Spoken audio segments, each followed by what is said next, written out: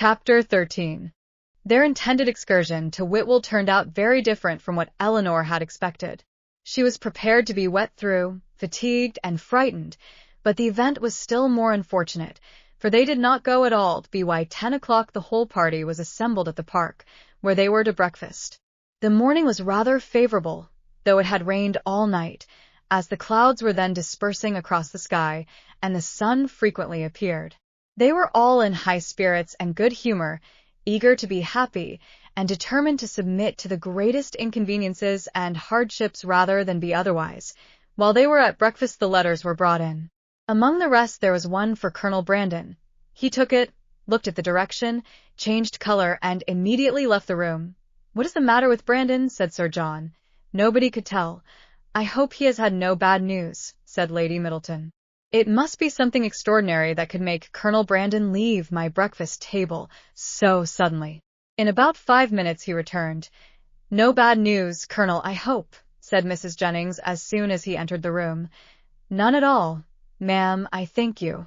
"Was it from Avignon? I hope it is not to say that your sister is worse." "No, ma'am." "It came from town, and is merely a letter of business." "But how came the hand to discompose you so much, if it was only a letter of business? Come, come, this won't do, Colonel, so let us hear the truth of it." "My dear madam," said Lady Middleton, "recollect what you are saying." "Perhaps it is to tell you that your cousin Fanny is married?" said Mrs. Jennings, without attending to her daughter's reproof.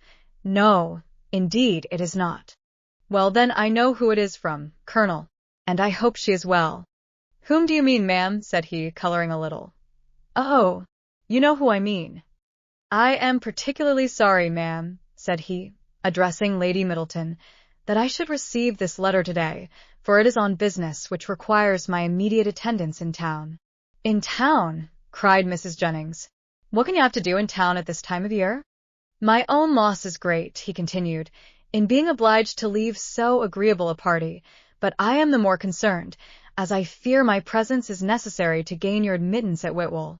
What a blow upon them all was this! "But if you write a note to the housekeeper, Mr. Brandon," said Marianne eagerly, "will it not be sufficient?" He shook his head. "We must go," said Sir John.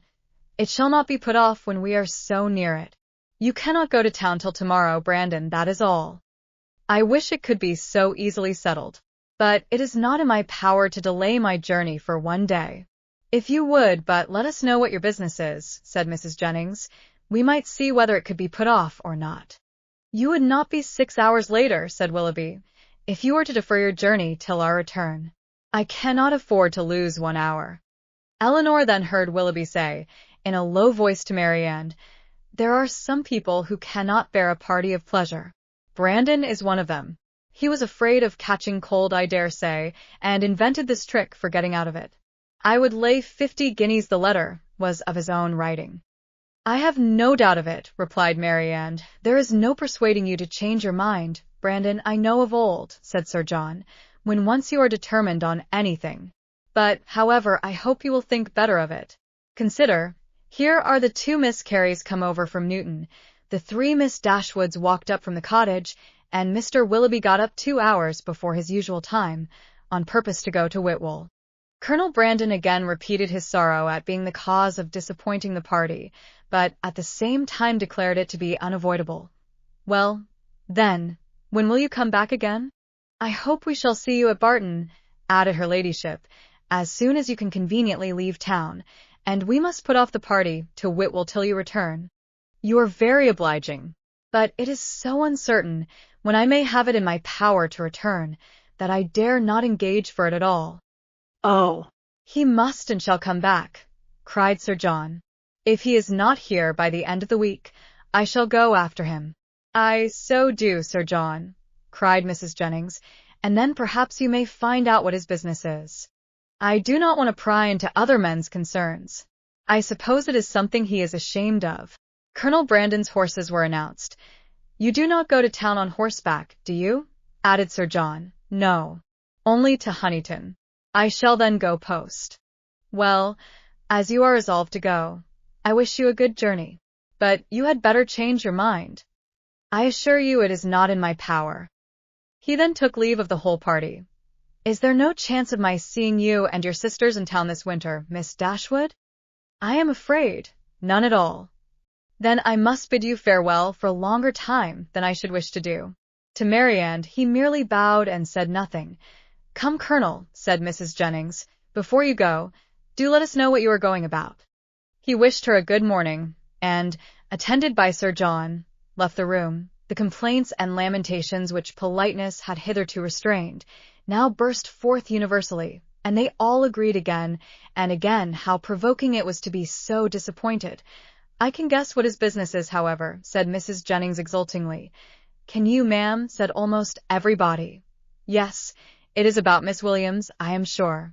"And who is Miss Williams?" asked Marianne. "What? Do not you know who Miss Williams is?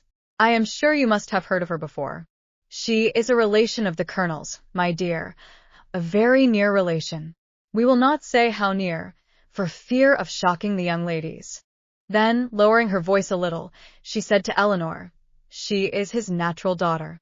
"Indeed?" "Oh, yes, and as like him as she can stare. I dare say the Colonel will leave her all his fortune." When Sir John returned, he joined most heartily in the general regret on so unfortunate an event, concluding, however, by observing that as they were all got together, they must do something by way of being happy, and after some consultation it was agreed that although happiness could only be enjoyed at Whitwell, they might procure a tolerable composure of mind by driving about the country. The carriages were then ordered. Willoughby's was first, and Marianne never looked happier than when she got into it. He drove through the park very fast, and they were soon out of sight, and nothing more of them was seen till their return, which did not happen till after the return of all the rest. They both seemed delighted with their drive, but said only in general terms that they had kept in the lanes, while the others went on the downs. It was settled that there should be a dance in the evening, and that everybody should be extremely merry all day long. Some more of the Careys came to dinner, and they had the pleasure of sitting down nearly 20 to table, which Sir John observed with great contentment. Willoughby took his usual place between the two elder Miss Dashwoods. Mrs. Jennings sat on Eleanor's right hand, and they had not been long seated before she leant behind her and Willoughby and said to Marianne, loud enough for them both to hear, "I have found you out in spite of all your tricks. I know where you spent the morning." Marianne colored and replied very hastily, "Where, pray?" "Did not you know," said Willoughby, "that we had been out in my cuckle?" "Yes, yes, Mr. Impudence, I know that very well, and I was determined to find out where you had been to. I hope you like your house, Miss Marianne. It is a very large one, I know, and when I come to see you, I hope you will have new furnished it, for it wanted it very much when I was there 6 years ago." Marianne turned away in great confusion. Mrs. Jennings laughed heartily, and Eleanor found that in her resolution to know where they had been, she had actually made her own woman inquire of Mr. Willoughby's groom, and that she had by that method been informed that they had gone to Allenham, and spent a considerable time there in walking about the garden and going all over the house. Eleanor could hardly believe this to be true, as it seemed very unlikely that Willoughby should propose, or Marianne consent, to enter the house while Mrs. Smith was in it, with whom Marianne had not the smallest acquaintance. As soon as they left the dining-room, Eleanor inquired of her about it, and great was her surprise when she found that every circumstance related by Mrs. Jennings was perfectly true. Marianne was quite angry with her for doubting it. "Why should you imagine, Eleanor, that we did not go there, or that we did not see the house? Is not it what you have often wished to do yourself?" "Yes, Marianne, but I would not go while Mrs. Smith was there, and with no other companion than Mr. Willoughby. Mr. Willoughby, however, is the only person who can have a right to show that house, and as he went in an open carriage, it was impossible to have any other companion. I never spent a pleasanter morning in my life." "I am afraid," replied Eleanor, "that the pleasantness of an employment does not always evince its propriety." "On the contrary, nothing can be a stronger proof of it, Eleanor, for if there had been any real impropriety in what I did, I should have been sensible of it at the time, for we always know when we are acting wrong, and with such a conviction I could have had no pleasure. But, my dear Marianne, as it has already exposed you to some very impertinent remarks, do you not now begin to doubt the discretion of your own conduct?" If the impertinent remarks of Mrs. Jennings are to be the proof of impropriety in conduct, we are all offending every moment of our lives.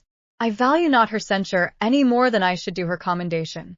I am not sensible of having done anything wrong in walking over Mrs. Smith's grounds, or in seeing her house. They will one day be Mr. Willoughby's, and if they were one day to be your own, Marianne, you would not be justified in what you have done. She blushed at this hint, but it was even visibly gratifying to her, and after a 10 minutes interval of earnest thought, she came to her sister again, and said with great good humor, "Perhaps, Eleanor, it was rather ill-judged in me to go to Allenham, but Mr. Willoughby wanted particularly to show me the place, and it is a charming house, I assure you. There is one remarkably pretty sitting-room upstairs, of a nice comfortable size for constant use, and with modern furniture it would be Delightful. It is a corner room, and has windows on 2 sides. On one side you look across the bowling green, behind the house, to a beautiful hanging wood, and on the other you have a view of the church and village, and beyond them, of those fine bold hills that we have so often admired. I did not see it to advantage, for nothing could be more forlorn than the furniture. But if it were newly fitted up, a couple of £100, Willoughby says, would make it one of the pleasantest summer rooms in England. Could Eleanor have listened to her without interruption from the others, she would have described every room in the house with equal delight.